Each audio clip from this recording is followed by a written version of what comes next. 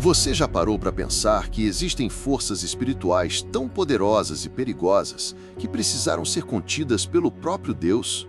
A Bíblia revela um mistério fascinante e ao mesmo tempo temeroso. 4 anjos poderosos estão acorrentados há milênios nas proximidades do rio Eufrates, aguardando um momento específico na história para serem liberados.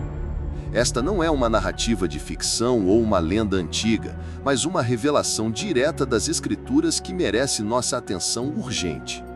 O livro do Apocalipse, no capítulo 9, versículos 13 a 16, descreve com precisão assombrosa como esses seres serão libertos para cumprir um propósito divino que afetará diretamente a humanidade. O apóstolo João, em sua visão profética, ouve uma voz que vem diretamente do altar de Deus, ordenando ao 6º anjo que toque sua trombeta e solte os 4 anjos que estão amarrados junto ao grande rio Eufrates. Imediatamente após essa liberação, a visão revela um exército sobrenatural de dimensões inimagináveis. 200 milhões de seres cavalgando para a batalha, trazendo destruição em escala global. O significado desta revelação vai muito além do simbólico.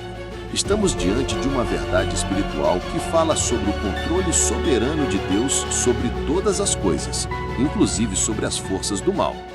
O fato desses anjos estarem presos indica que não são seres comuns, mas entidades espirituais de grande poder que precisaram ser contidas pela mão divina. A escolha do rio Eufrates como local desse aprisionamento não é casual. Este rio, que flui através da antiga Mesopotâmia, carrega um profundo significado histórico e espiritual. Foi nas margens do Eufrates que surgiram impérios como Babilônia e Assíria, nações que se opuseram diretamente ao povo de Deus e representavam a epítome da rebeldia espiritual contra o Criador. O Eufrates simboliza assim a fronteira entre o reino de Deus e os domínios das trevas, entre a obediência e a rebelião, entre a santidade e a corrupção espiritual. Para compreendermos plenamente a identidade desses 4 anjos, precisamos recorrer a outras passagens bíblicas que lançam luz sobre a natureza dos seres angelicais caídos. A segunda epístola de Pedro, no capítulo 2, versículo 4, nos diz claramente: Deus não poupou a anjos quando pecaram, mas lançou-os no inferno, prendendo-os em abismos tenebrosos para serem reservados para o juízo. Similarmente, Judas, versículo 6, afirma: aos anjos que não guardaram suas posições de autoridade, mas abandonaram sua própria morada, ele os tem guardado em trevas eternas, algemados para o juízo do grande dia. Estas passagens revelam uma realidade espiritual profundamente significativa. Existem anjos que transgrediram tão gravemente contra Deus que foram confinados imediatamente, aguardando o dia final do juízo. A pergunta que naturalmente surge é: o que esses anjos fizeram para merecer tal confinamento? Muitos estudiosos bíblicos conectam esses seres com os eventos descritos em Gênesis 6, onde os filhos de Deus se uniram às filhas dos homens, dando origem a uma geração de gigantes, Nefilim, que corrompeu a terra a ponto de Deus decidir enviar o dilúvio. Essa interpretação sugere que esses anjos caídos transgrediram os limites estabelecidos por Deus ao se relacionarem com humanas e interferirem diretamente na criação divina. Outra linha de interpretação associa esses anjos com as potestades espirituais por trás dos impérios opressores da antiga Mesopotâmia, particularmente Babilônia, conhecida por suas práticas ocultistas e idolatria demoníaca. O tempo específico de seu confinamento, até a hora, ao dia, ao mês e ao ano, revela a precisão absoluta do calendário divino. Deus não apenas controla quando esses seres serão liberados, mas também o propósito específico de sua liberação. Eles não agem por conta própria, mas dentro dos limites estabelecidos pela soberania divina. Esta verdade deve trazer ao mesmo tempo temor reverente e confiança inabalável. Temor pela realidade do juízo vindouro e confiança porque, mesmo as forças demoníacas mais poderosas estão sob o controle absoluto de Deus. A menção específica do rio Eufrates ganha ainda mais relevância quando consideramos o papel deste rio na profecia bíblica. Em Apocalipse 16:12, Lemos sobre o sexto anjo derramando sua taça sobre o grande rio Eufrates, cujas águas secam para preparar o caminho dos reis do Oriente. Esta conexão sugere que a região do Eufrates será epicentro de eventos escatológicos cruciais. Historicamente, o Eufrates representava a fronteira oriental da Terra Prometida a Israel, Gênesis 15:18, simbolizando assim o limite entre o que era sob domínio divino e o que estava fora. Espiritualmente, isto representa a separação entre as influências divinas e as forças espirituais hostis a Deus. Nos dias atuais, testemunhamos desenvolvimentos geopolíticos significativos na região do Eufrates. Conflitos, tensões e movimentos militares nesta área fazem muitos estudantes da profecia bíblica se perguntarem se estamos nos aproximando do cumprimento dessas revelações. No entanto, é crucial abordarmos estas questões com discernimento bíblico e equilíbrio espiritual, evitando especulações sensacionalistas, enquanto mantemos a vigilância recomendada pelas Escrituras. A realidade destes anjos acorrentados serve como um lembrete poderoso de que vivemos em um universo onde a batalha espiritual é real e intensa. Efésios 6:12 nos adverte que nossa luta não é contra carne e sangue, mas contra os poderes e autoridades, contra os dominadores deste mundo de trevas, contra as forças espirituais do mal nas regiões celestiais. Os 4 anjos do Eufrates representam parte destas forças espirituais que, embora contidas agora, um dia serão liberados para cumprir seu papel profético. Esta verdade não deve nos levar ao medo paralisante, mas à vigilância espiritual e à dependência de Deus. Jesus nos exortou a vigiar e orar nos tempos finais, e o apóstolo Pedro nos lembra que o Senhor sabe livrar os piedosos da provação. 2 Pedro 2:9. A revelação sobre os anjos acorrentados é, paradoxalmente, uma mensagem de esperança. Esperança de que nenhum poder espiritual age fora dos limites estabelecidos por Deus.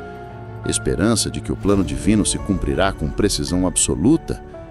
À medida que avançamos em nossa exploração deste mistério, veremos como a liberação destes anjos se conecta com eventos proféticos maiores, qual será exatamente sua missão destrutiva e como o povo de Deus deve se preparar para os tempos vindouros.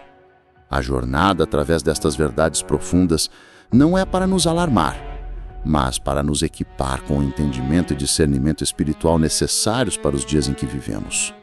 A profecia bíblica nunca é dada simplesmente para satisfazer nossa curiosidade, mas para nos preparar espiritual e moralmente para o que está por vir. O conhecimento dos 4 anjos do Eufrates deve nos motivar a examinar nossas vidas, aprofundar nosso relacionamento com Deus e viver com a seriedade e propósito que estes tempos exigem. A liberação dos 4 anjos do Eufrates não é um evento isolado, mas parte de uma sequência profética cuidadosamente orquestrada, que revela tanto a justiça quanto a soberania de Deus. Quando examinamos Apocalipse 9, 15 e 19, descobrimos que estes seres foram preparados especificamente para a hora, dia, mês e ano, a fim de matar a terça parte dos homens. A precisão temporal é impressionante. Deus não apenas conhece o momento exato desta liberação, mas a determinou dentro de seu plano eterno. O número 4, nas Escrituras, frequentemente simboliza universalidade ou totalidade, sugerindo que estes anjos representam talvez as forças demoníacas mais poderosas ou que sua influência se estenderá a todos os quadrantes da Terra. A missão destes anjos é descrita em detalhes alarmantes. Eles lideram um exército de 200 milhões de seres cavalgando cavalos com cabeças de leão, de cujas bocas saem fogo, fumaça e enxofre. Esta imagem vívida, embora simbólica, comunica uma realidade espiritual de poder destrutivo e incomparável. Os 3 elementos, fogo, fumaça e enxofre, ecoam o juízo divino sobre Sodoma e Gomorra, indicando que esta liberação traz consigo um julgamento de proporções catastróficas. O fogo simboliza juízo purificador, a fumaça representa a escuridão espiritual e confusão, enquanto o enxofre evoca destruição completa e irreversível.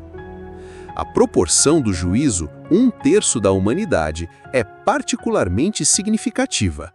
No contexto das trombetas apocalípticas, vemos um padrão de julgamentos parciais que afetam 1/3 de diferentes elementos: a terra, as árvores, o mar, as criaturas marinhas, as fontes de água e os corpos celestes. Agora, com a sexta trombeta, o julgamento atinge diretamente a humanidade em uma escala sem precedentes. Este padrão revela a misericórdia divina mesmo no juízo. Deus não destrói completamente, mas permite que porções sobrevivam, dando oportunidade para arrependimento, embora Apocalipse 9, 20 e 21 nos diga que muitos não se arrependerão. A descrição dos cavalos e seus cavaleiros merece atenção especial. A combinação de características, cabeças como de leões, caudas como serpentes, sugere uma natureza híbrida, perversa e enganosa. O leão representa poder destrutivo e predação, enquanto a serpente evoca engano e astúcia demoníaca.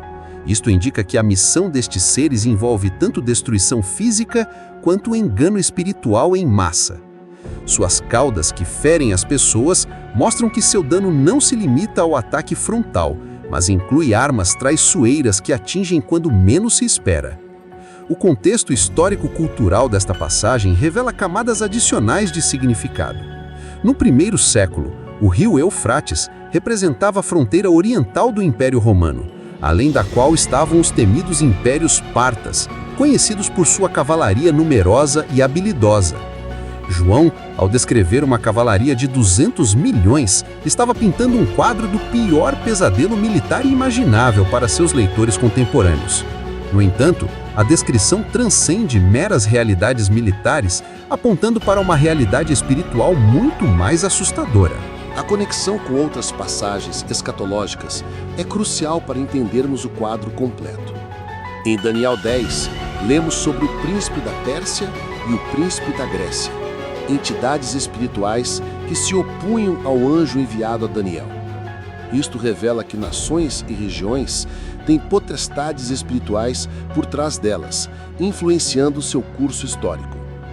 Os 4 anjos acorrentados no Eufrates podem representar as potestades demoníacas por trás dos impérios que historicamente oprimiram o povo de Deus: Assíria, Babilônia, Pérsia, Grécia e Roma. Sua liberação significaria, então, o desencadeamento final de todas as forças espirituais por trás dos sistemas mundanos opostos a Deus. A localização específica, o rio Eufrates, ganha nova dimensão quando consideramos a geografia profética. Desde os tempos antigos, esta região tem sido berço de civilização, mas também de idolatria, ocultismo e rebelião contra Deus. Foi em Babel, próximo ao Eufrates, que a humanidade se uniu em rebelião aberta contra Deus. Foi na Babilônia, às margens do Eufrates, que Daniel e seus companheiros enfrentaram a opressão imperial e a idolatria forçada. É simbolicamente apropriado que esta região, que tem sido epicentro de rebelião espiritual através dos séculos, seja também o local de onde surgirão as forças demoníacas finais. A relação entre a sexta trombeta e a sexta taça é particularmente iluminadora. Na sexta taça, o Eufrates se seca para preparar o caminho dos reis do Oriente. Esta secagem pode ser tanto literal quanto simbólica, representando a remoção de barreiras que impediam o avanço das forças do mal.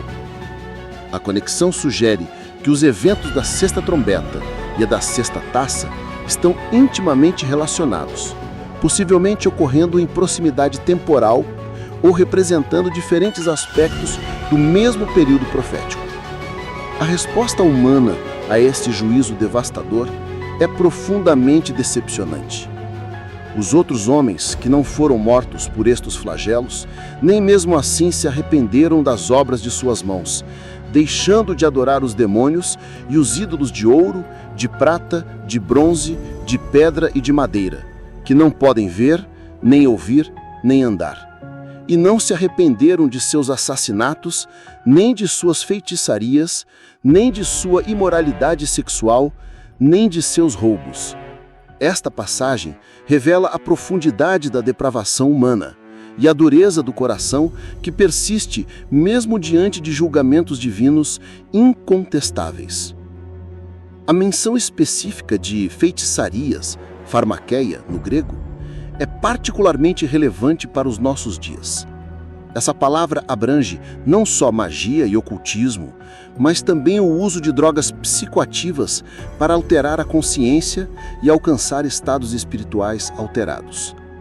Em um mundo onde o uso de substâncias psicoativas e práticas ocultistas estão em ascensão, esta passagem soa como um alerta profético urgente.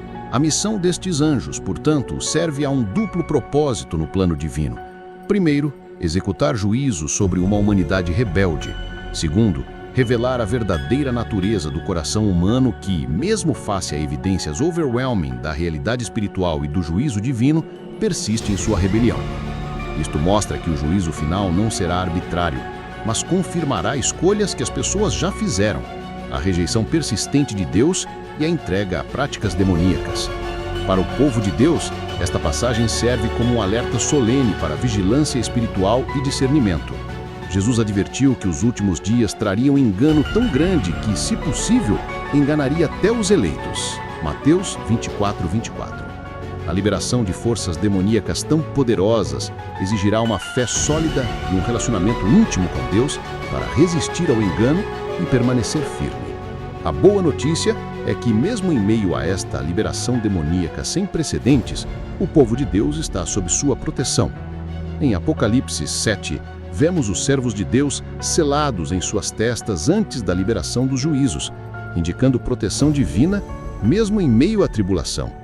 Isto não significa necessariamente proteção física, muitos mártires são mencionados em Apocalipse, mas certamente proteção espiritual para permanecerem fiéis até a morte.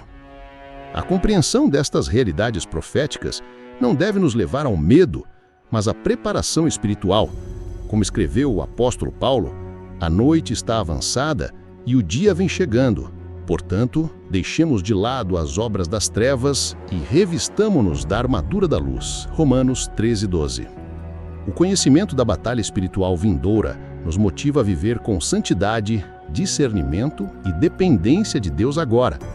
A revelação dos 4 anjos acorrentados no Eufrates e sua futura liberação não é dada meramente para satisfazer nossa curiosidade escatológica, mas para nos equipar com um discernimento espiritual urgente para os tempos que se aproximam.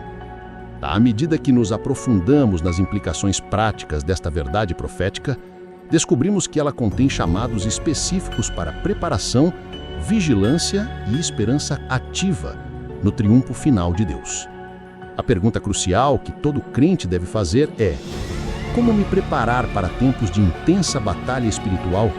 E como permanecer firme quando forças demoníacas sem precedentes forem liberadas sobre a terra? A resposta começa com a compreensão da natureza da armadura espiritual que Deus providenciou. Efésios 6:10-18 detalha a armadura completa de Deus, cada peça representando aspectos essenciais de nossa preparação espiritual. O cinto da verdade, compromisso com a verdade bíblica, a couraça da justiça, vivendo com integridade, os pés calçados com a prontidão do Evangelho da Paz, estabilidade para proclamar Cristo, o escudo da fé, confiança inabalável em Deus, o capacete da salvação, segurança em Cristo, e a espada do Espírito, o poder da palavra de Deus. Esta armadura não é opcional, mas essencial para resistir no dia mau, uma referência aos tempos de intenso conflito espiritual que incluem a liberação das forças demoníacas descritas no Apocalipse. O conhecimento profético deve sempre produzir em nós maior dependência de Deus, não autossuficiência espiritual. Jesus nos advertiu que, sem mim, nada podeis fazer. João 15:5, e esta verdade se torna especialmente relevante quando consideramos a magnitude das forças espirituais que serão liberadas nos últimos dias. Nossa preparação não é baseada em nossa própria força, mas em nossa conexão vital com Cristo através do Espírito Santo. Isto significa cultivar uma vida de oração constante, comunhão íntima com Deus e sensibilidade à orientação do Espírito. A prática da vigilância espiritual é outro aspecto crucial nesta preparação. Hebreus 10, 24 e 25 nos exorta a não abandonarmos nossa congregação, como é costume de alguns, antes admoestando-nos uns aos outros e tanto mais quanto vedes que se vai aproximando aquele dia. A igreja não é meramente uma instituição, mas um corpo espiritual onde nos encorajamos, protegemos e fortalecemos mutuamente para os desafios vindouros. A isolação espiritual é perigosa, especialmente nos tempos do fim, quando precisamos da accountability, do encorajamento e dos dons espirituais presentes no corpo de Cristo. O estudo diligente das Escrituras é outra dimensão vital da preparação.